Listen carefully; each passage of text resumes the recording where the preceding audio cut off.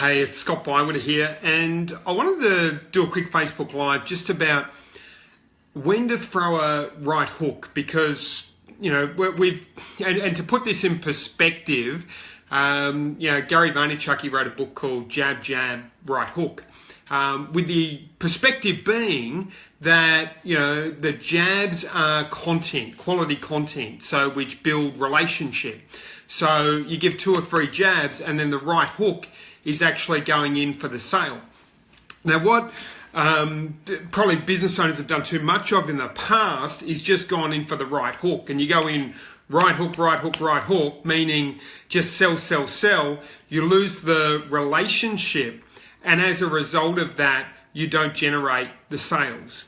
So that's the issue with the constant right hooking. But what I've found is that over the years is there's a lot of people now, and I've even found myself getting into this habit where we're almost jabbing too much, meaning jabbing and just giving content, and we're not actually going in for the right hook. Now, I tested this recently where I thought, okay, geez, I'm giving away all this content to my email list, and I wasn't getting a lot in terms of leads. And then I thought, okay, let's just send out a really direct email and ask for business. So it was very direct. It was very short. It was something like March schedule, got a few openings, and that sort of thing. Got a few openings in the schedule, and come and get in touch with me, sort of thing. So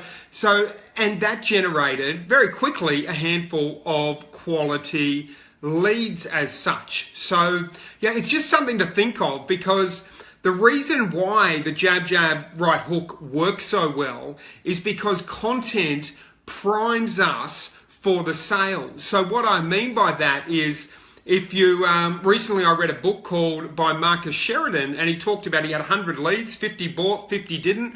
What was the difference between the two? When he actually dug into it to find out what the difference was between the leads who bought and the leads who didn't, he found that the leads who bought actually had actually consumed 30 or more pieces of content. And that's why I think the jab, jab, right hook works so well, because if you just go in for the right hook and you literally cold call someone and say, hey, do some business with me, they're like, well, who the heck are you?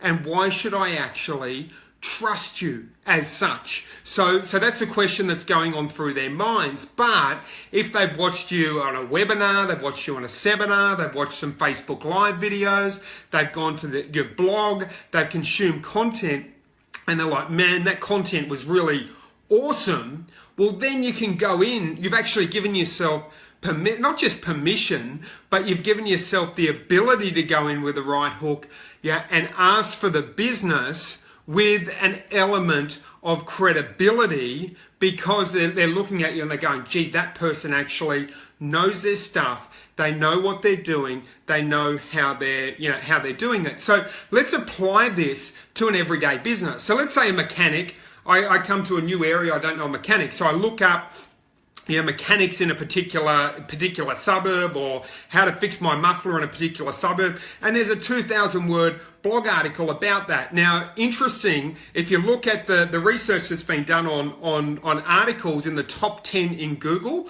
and people think short articles work better, they've actually found that the best articles are in the 2,000 words or more sort of components. So just keep that in mind. But let's say there's an article in there that goes in real detail about how to fix mufflers on Mercedes or something. Let's say I've got a Mercedes car. Now, I read through all that data, and then I read through something else that they talk about, and they talk about how to fix on a specific car, whether it's a Mercedes or Toyota. It doesn't really matter what type of car it is, but you actually go in there and you look up that as well. So as you're doing that, you're developing credibility, you're developing relationship. Now, at the end of those articles, you can have the right hook be, contact me, come along to my webinar, get this free report. So all of those things can be the right hook to go to the next level. But I think a lot of us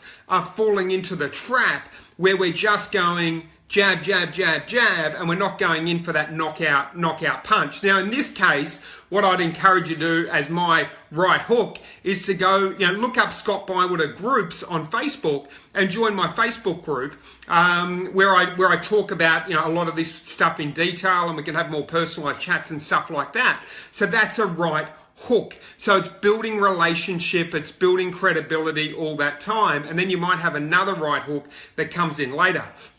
So to summarize, and feel free to pop any questions in there, as if you're listening to this, but to summarize, so many of us are doing the jabs, but we're not going in and we're not going for the right hooks. And recently, I went in for the right hook with my email list. I do lots of jabs, give lots of great content. You can look at my email list on, if you go to scottbywater.com or add cheat sheets, that's another right hook. At cheatsheets.com, you can sign up to that email list. I was giving a lot of really, really good content, but I wasn't going in for the right hook. And when I did, I got instant leads. But those instant leads didn't just come from the right hook. What those instant leads also came from is they actually came as a result of all the jabs that I'd done beforehand. So, and what we also touched on is the fact, that in the Marcus Sheridan example in his book, he looked at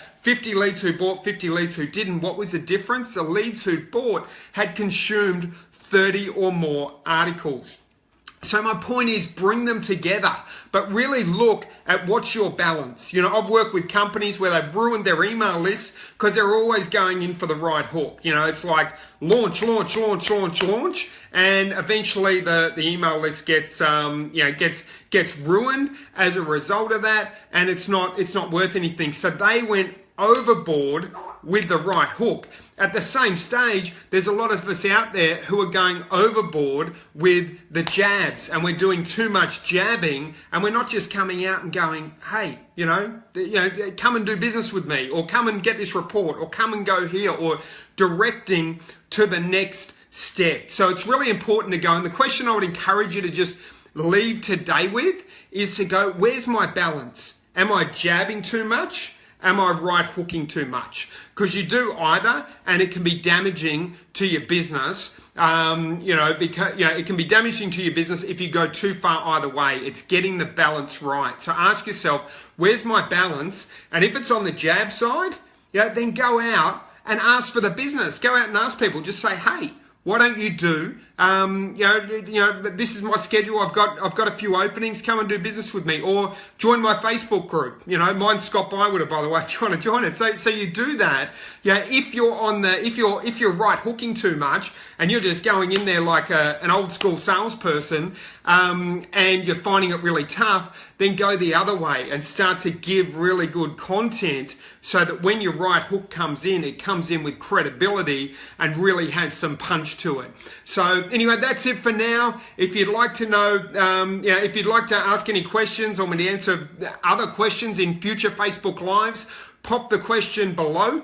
If you'd like to join my Facebook group, just look up Scott Bywater, group or whatever on Facebook, and love to have you in there as well. All for now. Thanks for tuning in. Bye for now.